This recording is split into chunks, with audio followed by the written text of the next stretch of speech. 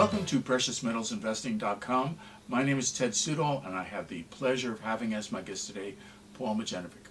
Paul is the author of Precious Metals Investing for Dummies. He also has his own website, RavyCapitalist.com. Welcome, Paul. Good to be back on the program, Ted. And you know, it's interesting how often you get a chance to have pundits like us talk about other pundits out there. You know what I mean? Like pundits and pundits. This is like what we're commenting on, you know. And the thing is, we're mentioning is maybe we shouldn't mention names. We don't want to embarrass anybody because somebody's going to be wrong, you know. I saw one high-profile pundit out there saying that he's expecting the Dow to go to 31,000 in the next few years. Maybe 2016, who knows? Maybe 2017. I don't know what is. I didn't actually see the time frame, but he's making the call out there for 31,000 on the Dow. Alrighty, and real time, we're doing this video February of 2015. If you want to place a time frame on this, alrighty. But there are other pundits out there. Again, also high-profile, visible pundits, and you can find them all out. You know, put in Dow forecast or whatever into your favorite search engine. I'm sure you'll find a batch. But there's others out there who are much more bearish, and they're expecting the Dow to go to 6,000.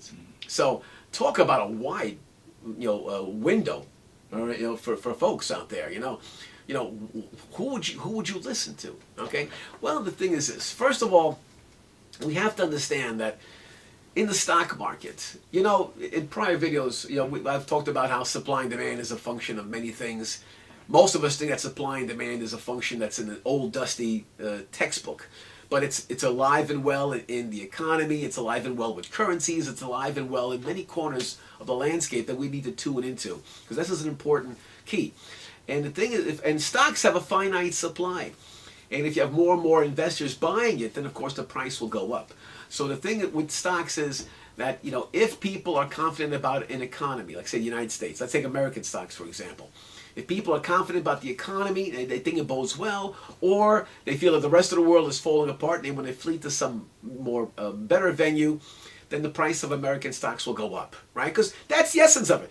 Why do stocks go up? When there's more buyers than sellers, the stock will go up.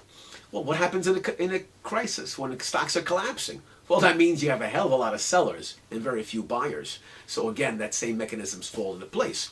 So for you and I, we may not be able to predict buyers and sellers, okay, but we may be able to analyze the situations which lead to more favorable conditions either for buying stocks or for selling them. Now for me, I think much of the U.S. economy and much of the economies across the world show a lot of weakness, so it doesn't make me particularly bullish about, stocks in general. Don't get me wrong, there's stocks I love and there's stocks I do avoid like the plague, all right? And actually, if there is a plague, there's some stocks that would benefit from a plague, but that's a side issue. Anyway, so the point is this. Are they ripe now for the stock market to go up or to go down? And the answer is, first of all, keep in mind that to a great extent why the stock market has been performing as well as it has, even though the economy keeps on sputtering, is that you have, among the buyers out there are central banks and institutions that have been pumping up more money and putting it into the stock market. So whenever people talk about, for example, when you're expanding a money supply and they say, well, doesn't that cause inflation? Yes, it does. But it doesn't always cause it the way you think it is. Because many people think of inflation as what? The price of goods and services going up. But in many cases, competition and supply and demand have brought prices down, so that all the money printing in the world didn't bring up, oil or some other consumer goods, although later on that could change drastically. But in the meanwhile, when you are producing all this money, the point is this: inflation is a function of what? How much money you print and where is it going? Also referred to as velocity. So if trillions of dollars are rushing in to the stock market, what happens? Expanding amounts of money chasing a finite number or group of stocks, then you see the inflation happening in the stock market. So in other words, a lot of what's happening in recent years with the stock market has been basically that you had a lot of money chasing a few dollars up.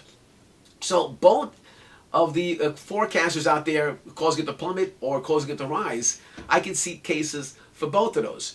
I believe that, first of all, that because you don't want to believe that this is going to go to the moon, the stock market, you want to be a lot more safer with your mechanisms in place. I would rather be safe than sorry. I don't mind missing out on some potential gains as long as I don't have to go to zero, because there's companies out there that will go to zero because they don't have the income involved. I mean, I saw stocks that had no profit, losing money, but the stocks went up.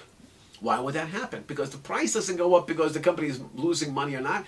It's because many buyers of stock out there, they have the expectations that that stock may be doing poorly now, but it'll do much better later on. So what happens is that many people buy it up thinking it's a buying opportunity. So you'll see stuff where horrible stocks, their prices go up. Horrible companies, their stock prices go up. And I've also seen profitable companies and their stocks go down. Because stocks go up and down because of people's expectations. So now the thing is this, in the stock market, because you have a lot of playing by institutions, you're going to have a titanic struggle. You've already seen it with lots of volatility. Sometimes the stock market will go down on a Monday like by 250 points. But then on Tuesday, mysteriously, it goes up by 250 points. So you have central banks doing their best to make sure that the stock market, they're trying to mitigate any potential crises or pullbacks, because central banks know that when stocks are plummeting, that causes a confidence crisis, across the board. And then people start to behave differently, and they start to maybe panic or move to safety, and that's going to have a detrimental effect on many things like 401k plans and all the rest of that stuff. Paul, I know that you feel that the stock market is going to go down. What indicators do you think that the pundits who are saying it's going to go to 31,000, what indicators are they looking at, and where do you feel they are wrong? Among the things cited by those who feel the stock market is going to 31,000 is that they feel there'll be a flow of money from other countries heading for safety into the United States, which could be a very plausible impact. The thing is that what I most worry about is ultimately, whether the short term or long term, a viable stock market is going to be an extension of the economic fundamentals of that particular country. Alrighty, if the rest of the world is worried about their own economies, money could very easily flow into the United States, and you could have the money going up. Meanwhile, because a lot of people in America, and hedge fund managers and all the rest are worried that the stock market is overbought, you'll have money flowing out as well. And so the point is that I can make a case either way. I tend to be, on the next few years, more bearish about the general stock market, because I think the fundamentals are much weaker than they're out. I mean, maybe we'll talk about it in a different video, but the president of Gallup mentioned about how the 5.6% unemployment rate is a lie. Okay, so in other words, for a lot of people, they seem to think that the economy is stronger than it actually is, but the GDP numbers are very, warped. The unemployment numbers and other key numbers are warped. And when I take a look at individual companies, you find that the price-earnings ratios are a little bit out of whack. In other words, the stock prices are higher than they should be. And the point is that I feel from a lot of valuation perspectives, there's more risk than not. So if that's the case, then I want to be moving my positions from aggressive stocks to more conservative stocks. Like, for example, just dividend-paying stocks, for example, versus non-dividend-paying stocks.